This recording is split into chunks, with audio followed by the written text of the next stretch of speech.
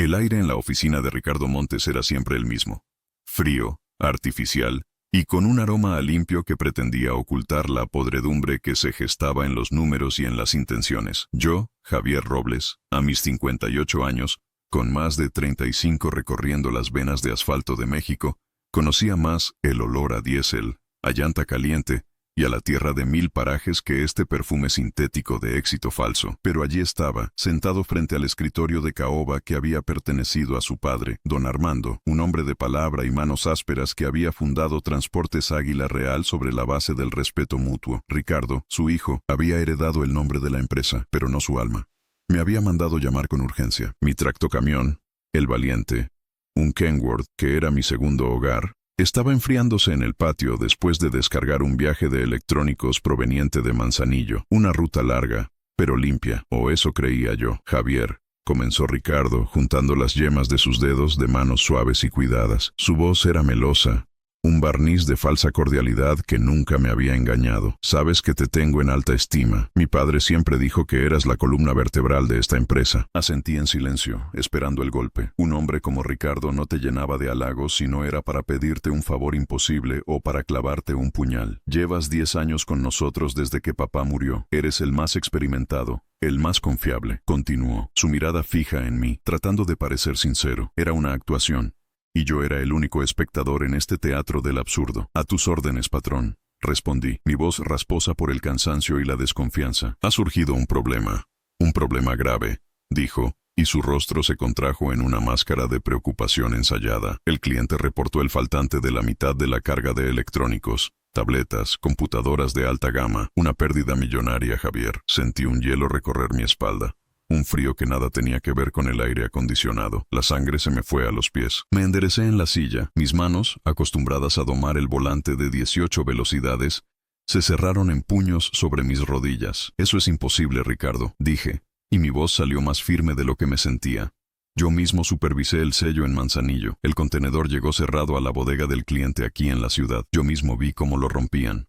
No hay manera. Ricardo suspiró, un suspiro largo y teatral. Se levantó y caminó hacia la ventana, dándome la espalda. Observó el patio de maniobras, donde los tractocamiones, bestias de acero dormidas, esperaban su siguiente misión. La naviera dice que el contenedor salió completo. La aduana lo verificó. El único tramo en el que pudo ocurrir algo fue en la carretera, bajo tu custodia. ¡Jamás!, exclamé poniéndome de pie. El corazón me martilleaba en el pecho. Un motor desbocado. En 35 años, Ricardo, jamás he perdido un tornillo, ni uno. He enfrentado asaltos, carreteras deshechas, federales corruptos, de todo, pero mi carga es sagrada. Tu padre lo sabía. Mi padre no está, Javier, dijo, volteándose lentamente, y en sus ojos ya no había falsa cordialidad, sino una frialdad cortante, un brillo de desprecio que me heló el alma, y la evidencia circunstancial es abrumadora. Eras el único responsable. El seguro no querrá pagar si no hay un culpable claro. Un responsable directo. Comprendí en ese instante. El golpe había llegado. No era un puñal, era un mazo. Estaba construyendo una jaula a mi alrededor, y yo mismo había transportado los barrotes. ¿Qué estás insinuando, Ricardo? Habla claro. No lo estoy insinuando. Lo estoy diciendo. Su voz bajó, convirtiéndose en un siseo venenoso. Robaste la carga. Quizás no todo, pero organizaste el robo. Hiciste una parada no autorizada. Tienes cómplices. No sé cómo lo hiciste, pero lo hiciste. El mundo se detuvo. Las palabras flotaban en el aire gélido de la oficina. Irreales, monstruosas. Una risa amarga, seca, brotó de mi garganta. ¿Yo? ¿Robar a la empresa de don Armando? Estás loco. Estoy cuerdo, y estoy jodido por una pérdida de más de 2 millones de pesos. Espetó, su rostro descompuesto por una ira que ahora sí parecía genuina. Así que esto es lo que va a pasar. Estás despedido, por supuesto. Y más te vale que no te acerques a ninguna otra empresa de transporte, porque me encargaré de que todo el gremio sepa que Javier Robles es un ladrón, y agradece que no presente cargos criminales ahora mismo. Agradece la memoria de mi padre, porque por él te estoy dando la oportunidad de simplemente desaparecer. Sentí como si el piso se abriera bajo mis pies. 35 años de reputación, de honestidad forjada en cada kilómetro, en cada madrugada, en cada entrega puntual, se deshacían en cenizas por la palabra de este hombre, que no había pasado una sola noche en vela, en una carretera peligrosa. Era mi palabra contra la suya, la palabra de un viejo trailero contra la del dueño de la empresa, una batalla perdida desde el inicio. Tú sabes que yo no fui, le dije. Mi voz era un murmullo roto. La rabia había cedido paso a una desolación profunda, abismal. Mírame a los ojos y dime que crees que yo, Javier Robles, soy un ladrón. Él sostuvo mi mirada por un segundo, y en ese instante fugaz, vi la verdad, vi la mentira en el fondo de sus pupilas. Él sabía que yo era inocente, y eso era lo peor. No era un error. Era una ejecución. Me estaba usando como chivo expiatorio. Desvió la vista. No tengo nada más que hablar contigo.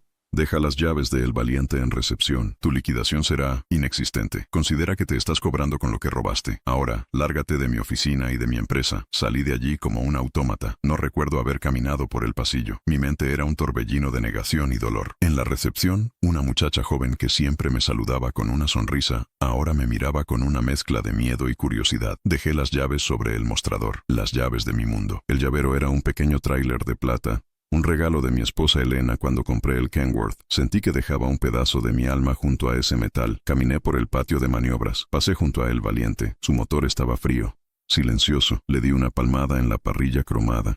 Un adiós mudo a mi compañero de 1000 batallas. El sol de la tarde pegaba fuerte, pero yo sentía un frío glacial. La humillación era un sabor a cobre en mi boca. El patrón dijo que robé la carga. La mentira era tan grande, tan pesada como un doble remolque cargado de injusticia. Y en ese momento, bajo el cielo azul y ante la mirada indiferente de las cámaras de seguridad que salpicaban los muros del patio, me sentí completamente solo, aplastado por el peso de una culpa que no era mía. No sabía cómo, pero tendría que probar mi inocencia, aunque fuera lo último que hiciera en esta vida. La carretera me había enseñado a ser paciente, a esperar el momento justo para rebasar, y yo iba a encontrar el carril para rebasar a Ricardo Montes, aunque tuviera que construirlo yo mismo. La puerta de mi casa se sintió como la entrada a un refugio, y, al mismo tiempo, como la última frontera de mi vergüenza. El olor a café recién hecho y aguisado de Elena me recibió como siempre, un abrazo invisible que ese día me pareció inmerecido. Ella estaba en la cocina, de espaldas a mí, moviendo una olla con la cuchara de madera que había usado por 30 años. Su cabello, ahora con más hebras de plata que de noche, estaba recogido en un chongo sencillo. Escuchar el rítmico golpeteo de la cuchara contra la olla era, usualmente, la banda sonora de mi paz. Hoy, era un recordatorio de todo lo que estaba a punto de resquebrajarse. Viejo, qué temprano, dijo sin voltear. ¿Te dieron carga de nuevo tan rápido? Déjame te sirvo un plato. Debes venir muerto de hambre. No pude responder. El nudo en mi garganta era tan grueso como un cable de acero. Dejé mi maletín, ese que solo llevaba papeles y mapas viejos, en el suelo. El sonido fue suficiente para que ella se detuviera. Se giró lentamente, secándose las manos en el delantal, y su sonrisa se desvaneció al ver mi rostro. Una mujer que ha compartido más de 3 décadas de su vida contigo no necesita palabras para leer una catástrofe en tu mirada. Javier, ¿qué pasó? ¿Estás bien? ¿Te sientes mal?, preguntó, acercándose con prisa. Sus manos cálidas tomaron mi cara, buscando fiebre, un golpe, una herida visible. La herida estaba por dentro, una hemorragia de dignidad. Me despidieron, vieja, solté, y la palabra se sintió como veneno en mi lengua. Elena parpadeó, confundida. ¿Cómo que te despidieron? ¿Por qué? ¿El patrón Ricardo? Pero si siempre habla maravillas de ti, debe ser un error. Negué con la cabeza. La llevé al pequeño comedor, a las sillas de madera que habíamos comprado cuando recién nos casamos, y allí, con la voz entrecortada, le conté todo. La acusación, la carga de electrónicos, la palabra ladrón, resonando en la oficina fría, la amenaza, la humillación. Cada palabra que salía de mi boca parecía ensuciar el aire limpio de nuestro hogar. Cuando terminé, el silencio se instaló entre nosotros, pesado y denso como la neblina en la cumbre de Maltrata. Elena retiró sus manos de las mías y las juntó sobre la mesa. No lloró, no gritó. La conocía. Su fuerza no era de estallidos, sino de roca. Miró un punto fijo en el mantel de flores, procesando la magnitud del derrumbe. Luego, levantó la vista, y sus ojos, esos ojos que me habían visto en mis mejores y peores momentos, se clavaron en los míos sin una pizca de duda. Ese Ricardo es un infeliz, dijo con una calma que daba más miedo que cualquier grito. Un cobarde. Usar el nombre de su padre para luego escupir sobre su legado. Y sobre ti. Se inclinó hacia adelante, su voz un susurro feroz. Pero a mí no me importa lo que diga ese hombrecito, ni él ni nadie. Yo sé quién eres. Javier Robles, sé el hombre con el que me casé, sé el padre que crió a nuestra hija, y sé que tus manos están limpias. Su fe inquebrantable fue un bálsamo y una daga al mismo tiempo. Me dio la fuerza para no derrumbarme por completo, pero también agudizó el dolor de la injusticia. ¿De qué servía mi honestidad si el mundo podía borrarla con una mentira? ¿Pero qué vamos a hacer, Elena? Me cerró las puertas, dijo que se encargaría de que nadie me diera trabajo. A mi edad, ¿quién me va a contratar con una acusación de robo a mis espaldas? Estamos acabados. No digas eso, replicó ella, su voz firme. Acabados nunca. Estamos juntos en esto como siempre. Ya se nos ocurrirá algo. Por lo pronto tienes que comer. La pena con pan es menos, pero yo no podía comer. El guisado que olía a gloria ahora me revolvería el estómago. Me levanté y empecé a caminar por la pequeña sala, como un animal enjaulado. Mi mente era un motor que no podía arrancar. Una y otra vez repasaba el último viaje. Manzanillo, el calor pegajoso, la carga, el sello. Número 34B789. Lo recordaba perfectamente. La ruta, las paradas, solo las autorizadas, en los paraderos de confianza, la caseta de la Piedad, la de Celaya. Todo en orden. El GPS del camión registraría cada movimiento, cada parada. ¿O no? Ricardo podía manipular eso, podía borrar registros, alterar datos. Era su sistema. Los días que siguieron fueron un descenso a un infierno gris y silencioso. El teléfono no sonaba. Mis amigos traileros, con quienes compartía un café en la carretera, ahora parecían fantasmas. Me enteré por Chucho, un mecánico de la empresa que me tenía aprecio, que el rumor se había esparcido como aceite derramado. Javier, el veterano, resultó ser una rata. La traición dolía, pero el veneno del chisme dolía aún más. Mi nombre, mi único capital verdadero, estaba siendo arrastrado por el lodo. Empecé a sentir el peso de las paredes. La casa, mi refugio, se convirtió en mi prisión. Cada mañana me levantaba con el hábito de quien va a salir a la carretera, pero no había carretera a la cual salir. Miraba mis manos, grandes, callosas, hechas para el trabajo rudo, y se sentían inútiles. La desesperación comenzó a carcomerme por dentro, una termita silenciosa devorando las vigas de mi espíritu. Elena trataba de mantenerme a flote, me hablaba de buscar otros oficios, de empezar de nuevo, pero ¿empezar de qué? ¿De jardinero? ¿De velador? Yo era un hombre de carretera. Sacarme del asfalto era como arrancarle las raíces a un árbol viejo. El dinero comenzó a escasear. Nuestros ahorros, destinados a una vejez tranquila, a comprar quizás una pequeña parcela para sembrar nuestro propio maíz, empezaron a mermar a una velocidad alarmante. La vergüenza de no poder proveer era una capa más de peso sobre mis hombros ya cansados. Veía a Elena estirar cada peso, hacer magia en la cocina, y mi impotencia se convertía en una ira sorda, que no tenía dónde desahogarse. Y en las noches, el silencio era el peor enemigo. Me acostaba y cerraba los ojos,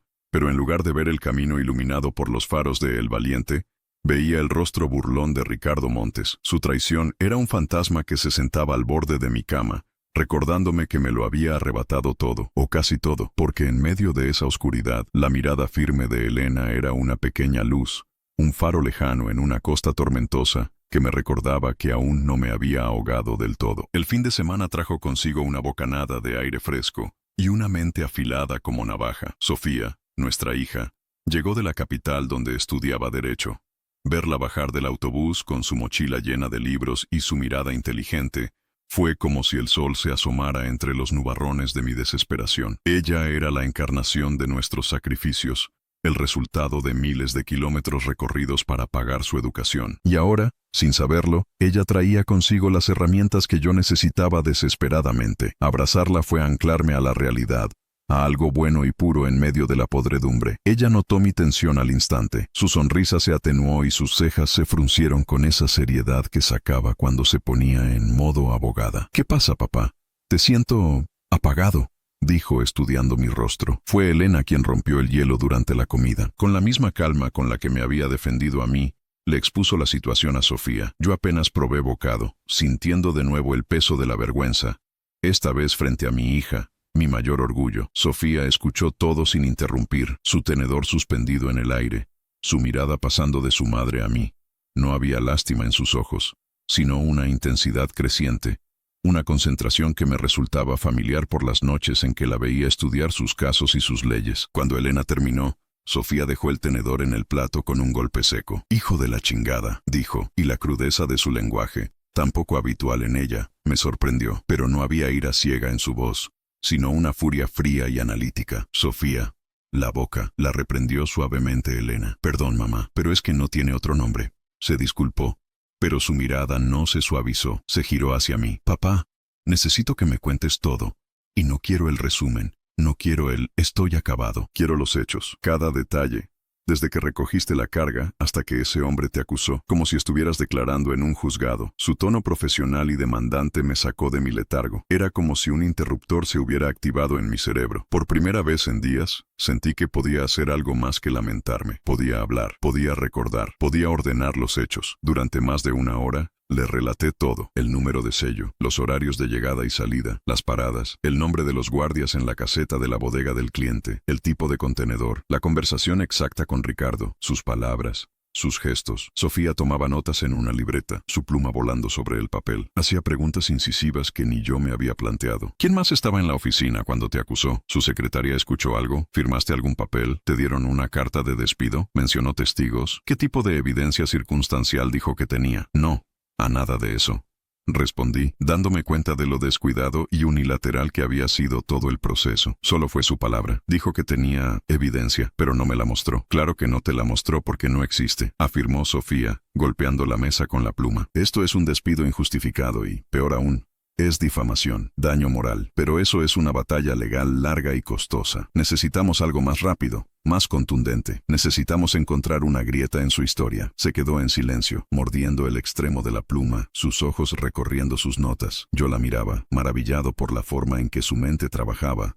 Tan diferente a la mía. Yo resolvía problemas en la carretera, una llanta ponchada, un motor que se calienta, una ruta bloqueada. Ella resolvía problemas en el papel, en la lógica, en la ley. El patio, murmuró de repente, como si hablara consigo misma. Levantó la vista, y sus ojos brillaban con una idea incipiente. Papá, el patio de maniobras de la empresa. ¿Tiene cámaras de seguridad? Me encogí de hombros. Sí, claro, por todos lados. Ricardo las mandó a poner hace un par de años, dizque para evitar robos hormiga de diésel y refacciones. ¿Y funcionan? Preguntó, inclinándose sobre la mesa, su voz cargada de urgencia. Pues, a veces. Son de esas cosas que ponen los patrones para apantallar, pero a la hora de la verdad, o no graban, o la imagen es malísima, o nadie sabe usar el sistema. Chucho, el mecánico, siempre se queja de que son pura finta. No me importa si son pura finta, dijo Sofía, su voz adquiriendo un filo de acero. Me importa si grabaron algo la noche que dejaste el contenedor. Me dijiste que dejaste el remolque cargado en el patio y te fuiste a casa, ¿correcto? Y al día siguiente lo llevaste al cliente. No. La corregí. Hice el viaje directo, de Manzanillo a la bodega del cliente. Lo que dejé en el patio fue el tractocamión, el Valiente, ya sin la carga. El contenedor se quedó en la bodega del cliente. Ellos lo descargan con su gente. Sofía frunció el ceño. Ok, mi error. Rebobinemos. El viaje es directo. Llegas. Rompen el sello frente a ti. Y se supone que descargan. ¿Tú te quedas a ver la descarga? Nunca, respondí. El protocolo es claro. Entregas el contenedor sellado, el cliente firma de recibido, rompen el sello, y nuestra responsabilidad termina ahí. Ellos tienen horas, a veces hasta el día siguiente para descargarlo. Yo me voy con mis papeles firmados. Ahí está, dijo Sofía, casi en un susurro. Ahí está la ventana. La responsabilidad termina, pero la carga sigue ahí, en la bodega de su cliente. ¿Y si el robo no fue en la carretera? Pero el cliente fue quien reportó el faltante, argumenté, confundido. ¿Y si el cliente está coludido con Ricardo? ¿O si Ricardo tiene acceso a esa bodega? Es una locura, pero se detuvo de nuevo, su mente trabajando a 1000 por hora. No, eso es muy complicado. Volvamos a lo simple. Volvamos a tu patio. El de Transportes Águila Real. ¿Hay alguna razón por la que el contenedor hubiera regresado al patio de Ricardo después de haber sido entregado? Ninguna. Cero.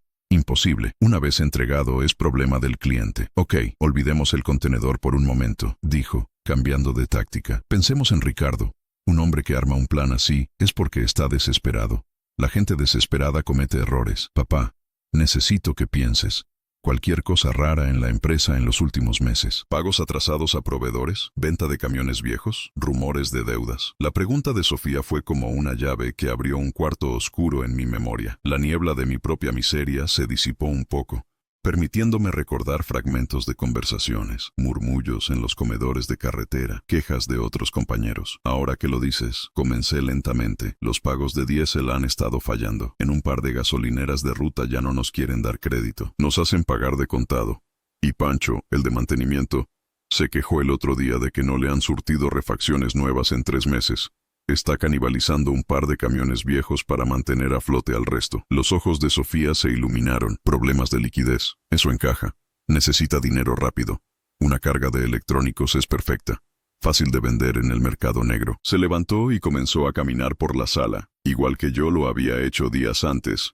Pero su caminar no era de desesperación, sino de energía, de un plan tomando forma. El eslabón débil es el patio, afirmó. Si Ricardo hizo algo turbio, lo más probable es que usara sus propios recursos, su propio espacio. Es arrogante, cree que nadie lo va a pillar en su propio terreno.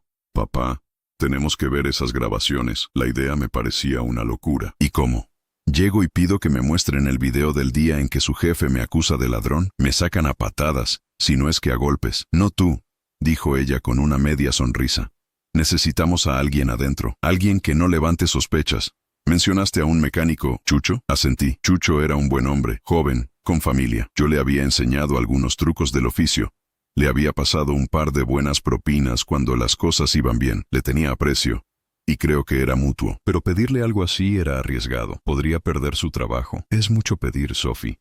Lo pondría en un aprieto. Sofía se detuvo frente a mí y puso sus manos en mis hombros. Su mirada era una mezcla de la ternura de su madre y la dureza de un fiscal. Papá, la gente buena ayuda a la gente buena. Y a veces, para que se haga justicia, alguien tiene que tomar un riesgo. Tú has sido un hombre justo toda tu vida. Es hora de pedir un poco de esa justicia de vuelta. Habla con Chucho. No le exijas, no le presiones. Solo cuéntale tu verdad, tu historia completa. Apela a su conciencia. Si él no puede, lo entenderemos, pero si no lo intentamos, si no tratamos de abrir esa puerta, entonces sí, papá, estaremos acabados. Sus palabras me calaron hondo. Tenía razón. La inacción era una sentencia segura. La acción, por arriesgada que fuera, ofrecía una posibilidad, una luz al final del túnel. La idea de volver a pelear, de tener un objetivo, por remoto que pareciera, encendió una chispa en mi interior. Ya no era solo Javier Robles, el trailero despedido y humillado. Era Javier Robles, un hombre con una misión. Y con una abogada muy inteligente como aliada. La carretera me había enseñado que a veces el camino más difícil es el único que te lleva a tu destino. Y mi camino, ahora, conducía directamente a Chucho y a los secretos que podrían estar guardados en las cintas de video del patio de transportes Águila Real. Contactar a Chucho fue como planear una operación clandestina. No podía llamarlo a la empresa, ni a su celular mientras estuviera en el trabajo. Cualquier cosa podía ser monitoreada. Sofía, con su mente metódica, trazó el plan. Averigüé sus horarios, sus rutinas. Sabía que los miércoles salía más temprano y se paraba en un pequeño puesto de carnitas a un par de cuadras del taller antes de tomar el camión a su casa. Ese sería nuestro punto de encuentro. El miércoles llegó con una lentitud exasperante. Me sentía como en mis primeros viajes, con los nervios a flor de piel. Me instalé en una mesa de plástico del puesto, pidiendo un refresco que apenas toqué. El olor a cilantro y cebolla flotaba en el aire, un aroma familiar que hoy se sentía ajeno. Cuando vi a Chucho acercarse, con su overol manchado de grasa y su caminar cansado, mi corazón dio un vuelco. Javier, qué milagro, dijo, su sorpresa genuina. ¿Qué haces por estos rumbos? Pensé que, bueno, ya sabes. Su voz se apagó, incómoda. Necesitaba hablar contigo, Chucho. En privado, le dije en voz baja. Su rostro se tensó, miró a su alrededor, como si las paredes de los edificios vecinos tuvieran oídos. Claro, claro. Siéntate. Pidió 2 tacos y se sentó frente a mí. El silencio entre nosotros era denso. Decidí seguir el consejo de Sofía. Apelar a la verdad, sin presiones. Le conté mi versión de los hechos, sin adornos, sin victimismo. Le hablé de mis años de servicio, de don Armando, de la acusación infundada de Ricardo. Vi en sus ojos el conflicto, la lealtad a su trabajo, el miedo a perderlo, y la amistad y el respeto que me tenía. Yo te creo, Javier. Válgame Dios que te creo, dijo finalmente, dejando su taco a medio comer. Todos en el taller sabemos que ese Ricardo es una rata de 2 patas. Desde que tomó el control, todo se ha ido al diablo. Nos exprime, nos retrasa los pagos, y se pasea en carro nuevo. Nadie se tragó el cuento de que tú robaras. Pero, ¿qué podemos hacer? Él es el patrón. Hay algo que puedes hacer, Chucho. Y sé que es un riesgo enorme, le dije, mirándolo directamente a los ojos. Necesito ver las grabaciones de las cámaras del patio, específicamente las de la noche en que supuestamente ocurrió el robo. Chucho palideció. Se pasó una mano por el cabello, dejando una mancha de grasa. Javier, eso es imposible. El sistema está en la oficina de Ricardo. Bueno, en un cuartito al lado. Tiene llave. Y aunque pudiera entrar, Ese sistema es un desmadre, ni el mismo Ricardo sabe usarlo bien. Contrataron a una empresa que lo instaló y nunca más volvieron. Tú eres mecánico, Chucho. Eres bueno con las máquinas, con los cables. Si alguien puede descifrar ese monstruo, eres tú. Lo animé, jugando mi única carta. No te pido que lo hagas a la luz del día. Pienso en la noche, cuando no hay nadie. Negó con la cabeza repetidamente. No, Javier. Tengo familia, 2 niños. Si me cachan, me echan a la calle y con mala fama. Nadie me daría trabajo. No puedo. Su miedo era lógico, palpable, y yo no podía culparlo. Me sentí derrotado. Mi última esperanza se desvanecía. Lo entiendo, Chucho. No te preocupes. Olvida que te lo pedí. Gracias por escucharme. Me levanté para irme, la amargura llenando mi boca. Pero entonces, Chucho me detuvo. Espera. Se quedó pensando un largo rato, su mirada perdida en el bullicio de la calle. El viejo, don Armando, una vez me ayudó cuando mi hijo se enfermó de gravedad. Pagó todo el hospital, sin pedirme nada a cambio. Me dijo que la familia de Transportes Águila Real se cuidaba entre sí. Levantó la vista, y había una nueva determinación en sus ojos. Esto que te está haciendo su hijo es una mentada de madre a la memoria de su padre. Al diablo. Lo haré. Sentí una oleada de gratitud tan intensa que casi me ahoga. Chucho, no sabes lo que esto significa. Sí, lo sé. Significa que ambos estamos locos, dijo con una sonrisa torcida. Pero hay que hacerlo bien. El viernes por la noche. La vigilancia es mínima. Solo un velador, don Pepe, que a las 10 de la noche ya está roncando en su caseta. Yo sé cómo desconectar la alarma silenciosa de la oficina por un par de horas desde el tablero principal del taller. Pero tenemos que ser rápidos. Fantasmas. ¿Entiendes? Asentí, mi mente ya trabajando a toda velocidad. Los siguientes 2 días fueron una mezcla de ansiedad y planificación meticulosa. Sofía, por teléfono, nos dio instrucciones claras. Necesitan un disco duro externo. Uno grande. No intenten borrar nada, solo copien. Busquen los archivos por fecha y hora. Céntrense en el lapso de las 8 de la noche del día que llegaste hasta las 6 de la mañana del día siguiente. Y sobre todo, no dejen rastro. El viernes por la noche llegó. Me despedí de Elena con un beso, diciéndole que iba a resolver un asunto. No quise preocuparla con los detalles. Su rostro tenso me decía que sabía que era algo peligroso. Cuídate mucho, viejo. Con Dios. Me encontré con Chucho en una esquina oscura, a varias cuadras de la empresa. Ambos íbamos vestidos de negro, como ladrones de película. El corazón me latía con fuerza. Un tambor en la noche silenciosa. Nos deslizamos por las calles traseras hasta llegar a la barda perimetral del patio. Había un punto ciego, donde una pila de llantas viejas nos permitiría escalar sin ser vistos desde la caseta del velador. ¿Listo, Javier?, susurró Chucho. Nací listo. Mentí. Escalar la barda a mi edad no fue tarea fácil. Cada músculo protestó, pero la adrenalina era un combustible poderoso. Caímos del otro lado, en la oscuridad familiar del patio. El olor a diésel y metal era el mismo, pero ahora se sentía hostil, prohibido. Nos movimos pegados a las sombras de los remolques, moles de acero que nos ofrecían cobertura. El taller estaba al fondo. Chucho sacó un juego de llaves maestras y en segundos estábamos dentro. El taller estaba en penumbra, lleno de las siluetas fantasmales de motores a medio reparar y herramientas colgadas en las paredes. Chucho fue directo al tablero eléctrico principal. Con una destreza que me asombró, comenzó a puentear cables y a desactivar interruptores. Listo. La alarma de la oficina está muerta. Tenemos 2 horas antes de que el sistema haga un reinicio automático y la reactive.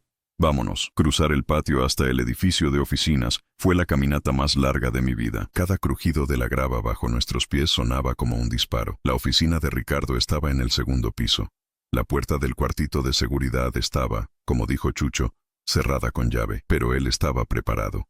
Sacó un alambre delgado y una pequeña herramienta de tensión. Mis respetos por los mecánicos. Sus habilidades iban mucho más allá de los motores. Tras un par de minutos que parecieron una eternidad, escuchamos un suave clic. La puerta se abrió. El cuarto era un armario pequeño y caluroso, lleno de cables y con un monitor que mostraba una docena de imágenes granuladas del patio. El servidor zumbaba ruidoso. Ok, aquí viene lo bueno, murmuró Chucho sentándose frente al teclado. Conectó el disco duro externo que yo traía. La interfaz del software de seguridad era un laberinto de opciones en inglés técnico. Chucho empezó a navegar por los menús, su rostro iluminado por el brillo del monitor, buscando archivos. Por fecha.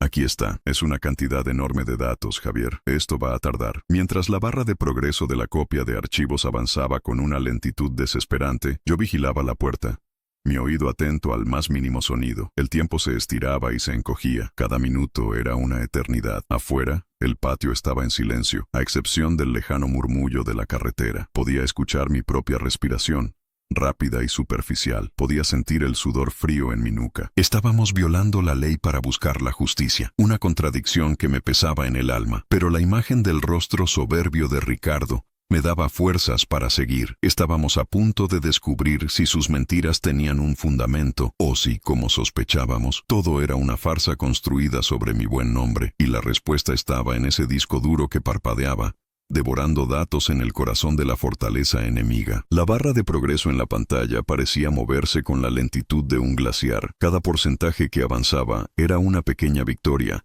y un aumento en la tensión que se podía cortar con un cuchillo en ese cuartucho caluroso. Chucho sudaba, no solo por el calor del servidor, sino por los nervios. Sus dedos se movían rápido sobre el teclado, abriendo y cerrando ventanas, asegurándose de que la copia fuera completa, que no se corrompiera ningún archivo. Yo vigilaba por la rendija de la puerta, mi mirada fija en el patio desierto, esperando ver en cualquier momento la linterna del velador, o, peor aún, las luces de un auto inesperado. 70%, murmuró Chucho. Vamos, maquinita. Vamos. El zumbido del servidor era el único sonido, un mantra electrónico que marcaba el paso de nuestro destino. Mi mente, en un intento de escapar de la ansiedad, vagaba por los recuerdos de ese patio. Recordaba haber enseñado a mi propia hija Sofía a andar en bicicleta en ese mismo asfalto un domingo por la tarde, con el permiso de don Armando. Recordaba las carnes asadas de fin de año, con todos los choferes y mecánicos, una hermandad que Ricardo se había encargado de destruir. Este lugar, que había sido mi segundo hogar, ahora era el escenario de un crimen, y yo, irónicamente, estaba cometiendo uno para poder probar mi inocencia en otro. 95, 98, 99. «Listo», exclamó Chucho en un susurro ahogado. Expulsó el disco duro externo con un clic y me lo entregó. Lo sentí pesado en mi mano, como si contuviera el peso de mi futuro. «Vámonos, ya, hay que poner todo como estaba». Con la misma pericia, Chucho cerró la sesión, borró el historial reciente del sistema para no dejar huellas digitales y cerró la puerta con llave, asegurándose de que no hubiera marcas de haber sido forzada. Salimos del edificio de oficinas y cruzamos el patio con el mismo sigilo con el que habíamos entrado. El aire nocturno se sentía más fresco, más limpio. Una vez en el taller, Chucho reconectó la alarma. Ya está. Como si nunca hubiéramos estado aquí. La escalada de vuelta por la barda fue más torpe. El alivio nos había vuelto descuidados. Al caer del otro lado, nos quedamos un momento en la oscuridad, recuperando el aliento. Le di una palmada en la espalda a Chucho, un gesto que valía por 1000 palabras de agradecimiento. «Vete a casa, Javier. Mañana no nos conocemos. No hables con nadie. Cuando veas los videos, tú sabrás qué hacer», me dijo, y desapareció en la noche. Corrí a casa, el disco duro apretado contra mi pecho. Elena y Sofía me esperaban en la sala, sus rostros una mezcla de angustia y esperanza. No dije una palabra. Saqué mi vieja laptop, una máquina lenta que apenas usaba, y conecté el disco. «¿Lo tienes, papá?», preguntó Sofía, su voz apenas un hilo. Asentí. «Ahora a ver qué encontramos». El disco contenía cientos de archivos de video, clips de 10 minutos de cada una de las 12 cámaras del patio. Era una cantidad abrumadora de información. «Ok, vamos a organizarnos», dijo Sofía, tomando el control. «Mamá, tú prepara café, mucho café. Papá, tú ve la cámara de la entrada principal.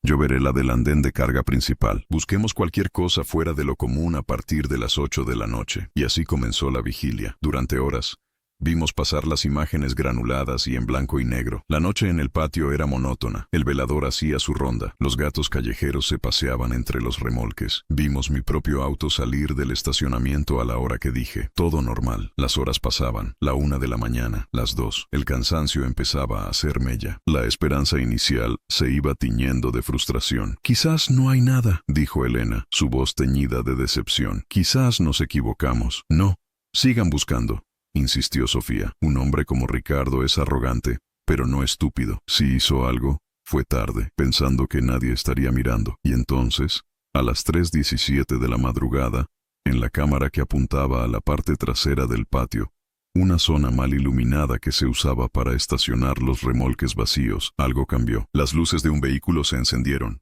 No era un tractocamión de la empresa, era una camioneta de 3,5 toneladas, sin logos, de color oscuro. Se movió lentamente hasta detenerse junto a un remolque que estaba apartado de los demás. «Espera», dije, inclinándome hacia la pantalla. «Ese remolque no debería estar ahí. Esa es la zona de los vacíos, pero ese parece estar cargado».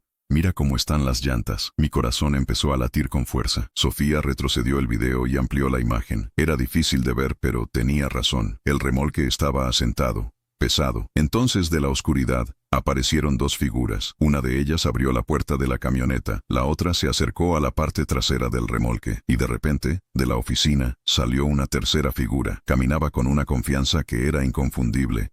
Incluso en la imagen borrosa, se movía como el dueño del lugar, porque lo era. «No puede ser», susurró Elena, llevándose una mano a la boca. Era Ricardo Montes. Vimos, paralizados, cómo Ricardo dirigía la operación. No se ensuciaba las manos, por supuesto. Daba órdenes a los otros dos hombres, que usaron una carretilla de mano para empezar a mover cajas desde el interior del remolque hacia la camioneta. Cajas de cartón, marrones, sin marcas visibles, pero del tamaño y la forma de las que contenían los electrónicos. «Está vaciando un contenedor», exclamé.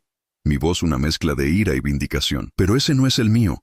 Mi contenedor estaba en la bodega del cliente». «Papá, mira el número del remolque», dijo Sofía señalando la pantalla. Forcé la vista. El número estaba cubierto de polvo, pero bajo la luz de seguridad se podía distinguir. No era un número de Transportes Águila Real. Era de otra compañía. «No entiendo», dije, confundido. «¿Qué significa esto?» Sofía se quedó en silencio, sus ojos fijos en la pantalla, su mente de abogada conectando los puntos a una velocidad que yo no podía seguir. Vimos durante casi una hora cómo transferían la mercancía.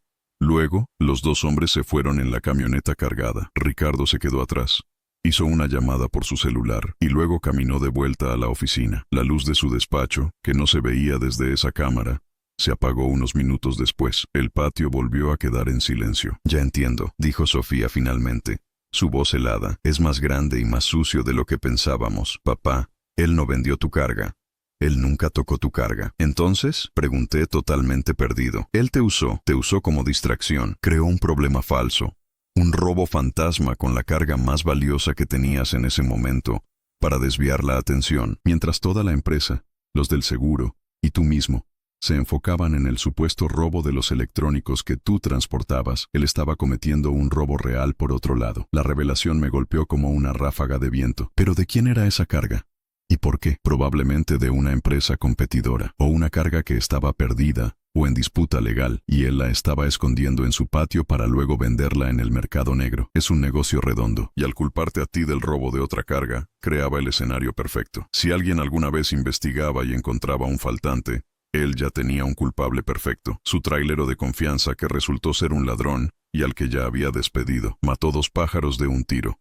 Se deshizo de una carga robada y creó una cortina de humo impecable. Me recliné en la silla, abrumado por la magnitud de la traición. No era solo que me hubiera usado como chivo expiatorio, era la frialdad, el cálculo. Había jugado conmigo, con mi reputación, con mi vida, como si yo fuera una pieza insignificante en su tablero de ajedrez. La ira que sentí fue pura, blanca y caliente. Una ira que quemaba la desesperación y la convertía en combustible. «Lo tenemos», dije, mi voz sonando extraña a mis propios oídos, dura como el acero. «Lo tenemos en video, cometiendo un crimen, siendo el ladrón que dijo que era yo». Elena me tomó la mano. «¿Y ahora qué, Javier? ¿Qué hacemos con esto?» Miré a Sofía. Ella ya no era mi pequeña hija, era mi estratega. Sus ojos brillaban en la penumbra de la habitación, reflejando la imagen congelada en la pantalla, la silueta de Ricardo Montes, el gran patrón, dirigiendo su propio robo en la oscuridad de la noche. «Ahora», dijo Sofía con una sonrisa lenta y peligrosa, «dejamos de jugar a la defensiva. Ahora, nosotros ponemos las reglas del juego». El video se convirtió en el centro de nuestro universo. Lo vimos una y otra vez,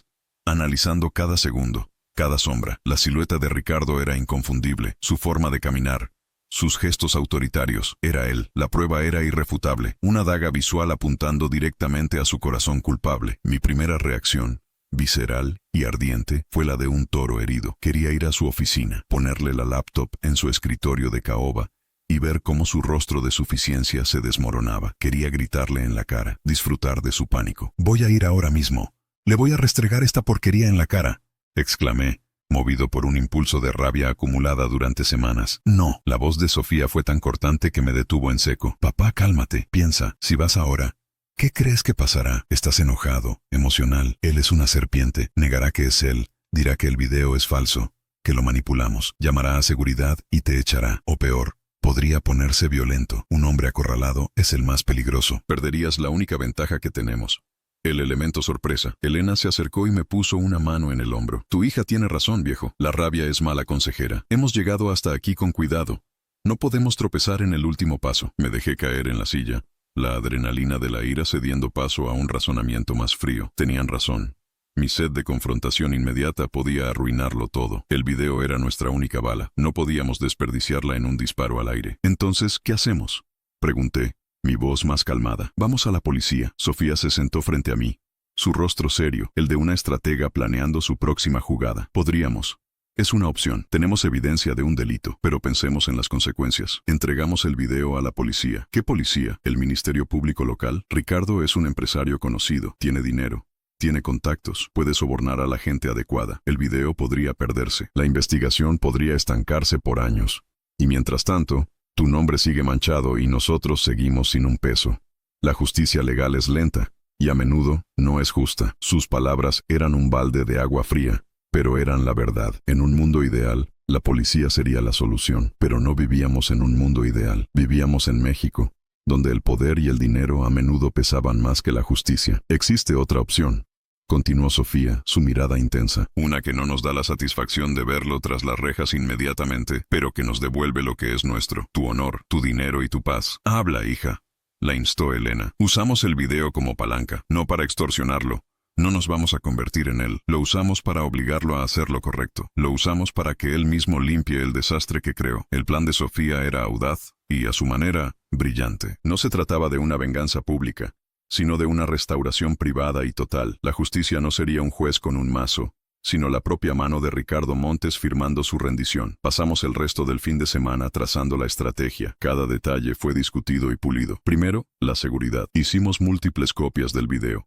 Una en un nuevo disco duro que Elena guardó en la caja de seguridad de un banco, otra en una nube encriptada a la que solo Sofía tenía acceso, y una más en una memoria USB que yo llevaría conmigo. El original lo guardamos en un lugar seguro y diferente. Éramos un ejército pequeño, pero bien organizado. Segundo, la preparación. Sofía redactó un documento. No era un contrato legal rimbombante, sino una confesión simple y directa, escrita en primera persona, como si fuera Ricardo quien hablara. En ella, se detallaba cómo había acusado falsamente a Javier Robles para crear una cortina de humo mientras él mismo disponía de una mercancía de procedencia ilícita. Admitía el daño moral y profesional causado. Tercero, las demandas. Junto a la confesión, preparamos una lista de condiciones no negociables, una disculpa pública por escrito, que sería distribuida a todas las empresas de transporte del país y a los sindicatos de traileros. El pago completo de todos mis salarios caídos desde el día del despido. Una indemnización por daño moral. Una cifra considerable que Sofía calculó basándose en casos similares, que nos daría la seguridad financiera para empezar de nuevo. La firma de la confesión que habían preparado. Una carta de recomendación impecable, destacando mis 35 años de servicio honesto y profesional. El ultimátum era claro. Si aceptaba todas las condiciones, el video desaparecería. Nadie más lo vería. Si se negaba, una copia sería entregada anónimamente al dueño de la empresa cuyo remolque aparecía en el video, otra a la Fiscalía General, y una más a un periodista de investigación que Sofía conocía de sus prácticas profesionales en la capital. Le daremos a elegir entre dos infiernos, explicó Sofía. Uno controlado, privado, donde pierde dinero pero salva su pellejo y la empresa de su padre.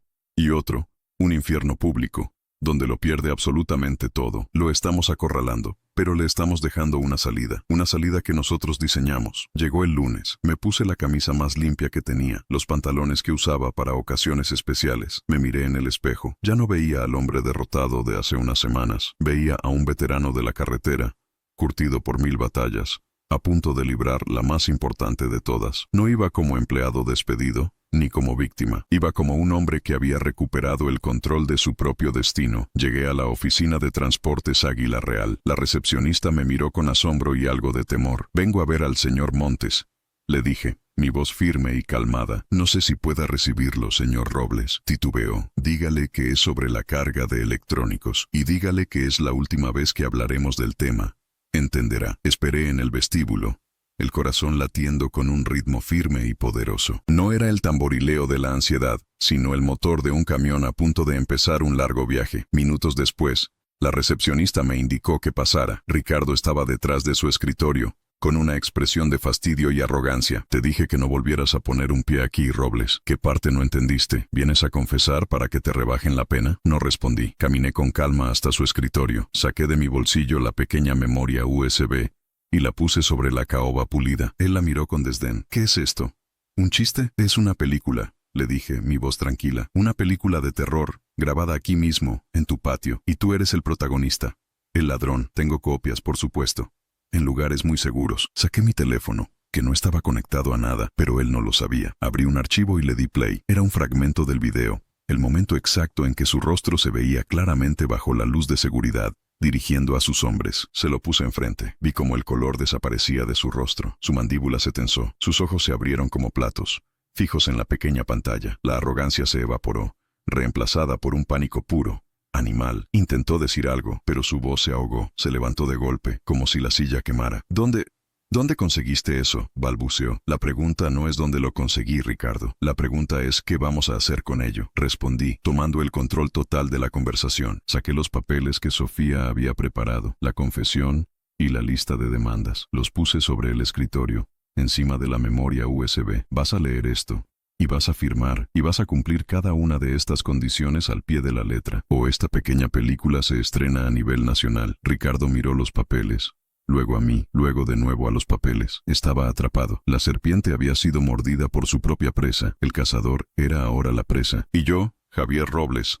el viejo trailero al que había intentado destruir, era ahora su juez, su jurado y su verdugo. La partida había cambiado de forma definitiva, y yo tenía el jaque mate en mi mano. El silencio en la oficina de Ricardo era denso, pesado. Se podía oír el zumbido de la computadora, el lejano murmullo del tráfico, y la respiración agitada del hombre que, hasta hace unos minutos, se creía intocable. Sus ojos saltaban de los papeles a mi rostro, buscando una salida, una señal de debilidad, un farol. No encontró ninguna. Mi expresión era tan dura e inamovible como el basalto de las carreteras que había recorrido toda mi vida. Esto es una locura, es una extorsión, siseó, intentando recuperar un ápice de su autoridad perdida. No, Ricardo, esto es una rectificación, le corregí con calma. La extorsión es cuando pides algo que no te pertenece. Yo solo estoy reclamando lo que me robaste: mi nombre, mi trabajo y mi paz. Elige tus palabras con cuidado, porque cada una que sale de tu boca puede ser la que te hunda más. Agarró el papel de la confesión con mano temblorosa. Sus ojos recorrían las líneas que Sofía había escrito con una precisión legal y una frialdad moral que lo desarmaban. Cada frase era un clavo en su ataúd: la admisión de la falsa acusación,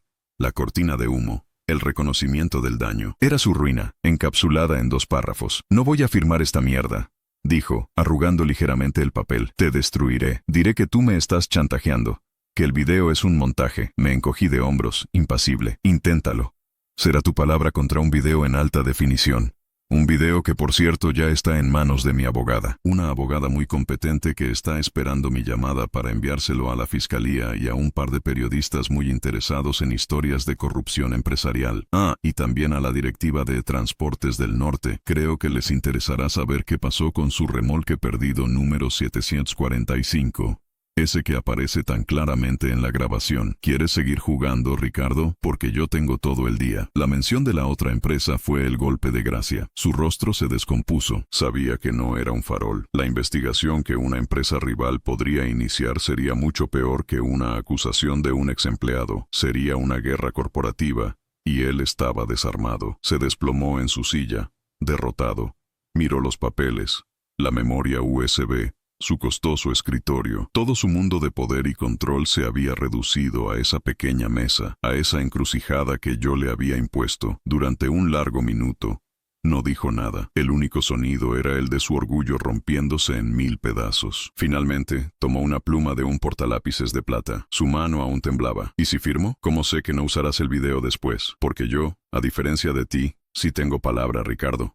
Le respondí, mi voz cargada con el peso de 35 años de honestidad. Mi objetivo no es destruirte, es restaurar mi vida. Una vez que cumplas con todo, para mí, estarás muerto. El video será borrado de la faz de la tierra. Tendrás mi palabra. Y la palabra de Javier Robles, como bien sabía tu padre, vale más que cualquier contrato firmado. Esa fue la última estocada. Mencionar a su padre, recordarle el legado de honor que él había traicionado, fue lo que finalmente lo quebró. Sin decir una palabra más, Alisó el papel de la confesión y lo firmó con un trazo rápido y furioso. Luego firmó el acuerdo donde aceptaba todas mis condiciones económicas y la redacción de la carta de disculpa. Tomé los papeles, los revisé con cuidado. La firma estaba ahí.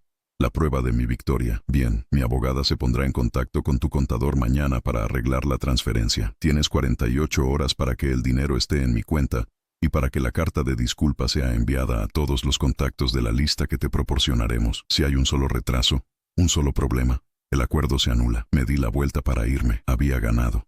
La batalla había terminado. Robles me llamó. Su voz era un murmullo ronco. Me detuve en la puerta, pero no me giré para mirarlo. ¿Por qué no solo fuiste a la policía?, preguntó, una curiosidad genuina en su voz derrotada. Me quedé en silencio un momento, pensando en la pregunta. Porque la ley a veces es muy lenta, Ricardo. Y la justicia, la verdadera justicia, a veces hay que fabricarla uno mismo. Que te vaya bien. Salí de esa oficina y respiré el aire del exterior. El sol me pareció más brillante, los colores más vivos. Sentí como si me hubiera quitado un peso de encima. No solo el de la falsa acusación, sino el de años de agachar la cabeza ante hombres como él. Por primera vez en mucho tiempo, caminé con la espalda recta, no solo por orgullo, sino por una sensación de liberación abrumadora. En los días siguientes, todo sucedió como lo habíamos planeado. El dinero apareció en mi cuenta, una suma que nos aseguraba no solo la tranquilidad, sino la posibilidad real de cumplir nuestro sueño de comprar una parcela de tierra. La carta de disculpa, redactada por Sofía y firmada por Ricardo, fue un terremoto en el gremio transportista. Mi teléfono no paraba de sonar. Viejos amigos, colegas, incluso dueños de otras empresas, me llamaban para disculparse por haber dudado de mí, para ofrecerme trabajo, para felicitarme por mi entereza. Mi nombre estaba limpio. Más que limpio, ahora estaba revestido de una especie de leyenda. El viejo trailero que había puesto en su lugar a un patrón corrupto. Pero yo no quería ser una leyenda, solo quería mi paz. Un par de semanas después, leí en las noticias que Transportes Águila Real había sido vendida a una corporación más grande. Ricardo Montes había desaparecido del mapa. Algunos decían que se había ido del país. No me importaba, su capítulo en mi vida estaba cerrado. La verdadera victoria no la sentí en el banco, ni en las llamadas de felicitación. La sentí un domingo por la tarde. Varios meses después, estábamos Elena, Sofía y yo, parados en una pequeña colina, contemplando nuestra nueva propiedad, un par de hectáreas de tierra fértil en las afueras del pueblo, con un arroyo que corría al fondo y un par de árboles viejos que daban una sombra generosa. El aire olía a tierra mojada, a vida. ¿Y ahora qué, patrón?, me dijo Elena con una sonrisa pícara, dándome un codazo. Le devolví la sonrisa. Ahora, a sembrar. Maíz, frijol, calabaza, lo que la tierra nos quiera dar. Miré el horizonte, el sol pintando el cielo de naranja y morado. Ya no veía una carretera sin fin, un destino al que llegar con prisa. Veía un lugar donde echar raíces. Papá, estoy muy orgullosa de ti, dijo Sofía, abrazándome por la espalda. Yo estoy orgulloso de ti, mi abogada, le respondí, con la voz embargada por la emoción. Sin ti, esta tierra seguiría siendo solo un sueño. Nos quedamos los tres juntos, viendo el atardecer. Había perdido mi camión, mi trabajo, mi antigua vida. Pero en el proceso, había ganado algo mucho más valioso. Había recuperado mi dignidad en mis propios términos. Había descubierto la fuerza insospechada de mi familia, la astucia de mi hija y la lealtad inquebrantable de mi esposa. Y había aprendido que, aunque la carretera te enseña a seguir siempre adelante, el verdadero destino, a veces, es encontrar el lugar perfecto para detenerse. Y yo lo había encontrado. Ya no era Javier Robles, el trailero. Era Javier Robles, un hombre libre, dueño de su tiempo, de su tierra y de su historia. Una historia que ahora, por fin, tenía el final correcto.